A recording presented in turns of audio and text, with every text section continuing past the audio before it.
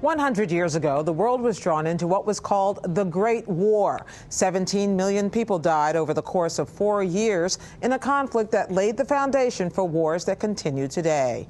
Jeffrey Brown has more. Bright red ceramic poppies seemed everywhere this week at the Tower of London. They cascaded down the stonework into the dry moat, each one representing a British soldier who died during the war, nearly 900,000 in all. The poppy was about the only flower that would grow in the wastelands of Belgium and northern France, where millions fought and died in 4 long years of trench warfare. This week, former enemies have marked the centennial of the conflict with ceremonies in Belgium and elsewhere. The remembrance of the First World War allows us to reflect on the decision made to keep the peace and bring people closer together. The European memory reminds us that no country can last without a spirit that can surpass the suffering endured, and which moves beyond the question of culpability and directs itself resolutely towards the future. The Great War, as it came to be called, was the world's first fully industrialized war, with tanks, machine guns, airplanes, and chemical weapons used to devastating effect. Neutral at the beginning, the U.S. did not join the fight until 1917.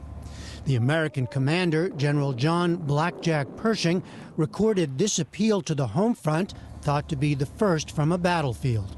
3,000 miles from home, an American army is fighting for you. Everything you hold worthwhile is at stake. Only the hardest blows can win against the enemy we are fighting.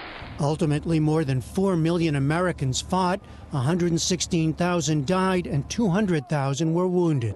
Worldwide, 17 million soldiers and civilians were killed in Western and Eastern Europe and on other continents. The death and destruction radically altered the maps of Europe and the Middle East and the course of world history. In 1917, the Russian Revolution brought Vladimir Lenin to power and led to the formation of the Soviet Union. The Russian Empire, along with the Austro-Hungarian and German empires, had dominated the European mainland before the war. All three collapsed, and their territories ultimately became the states of modern-day Europe. The Ottoman Empire was divided into the nation-states, including Syria and Iraq, of the Middle East. Ever since, the redrawn borders have been points of contention, helping fuel conflicts that continue today.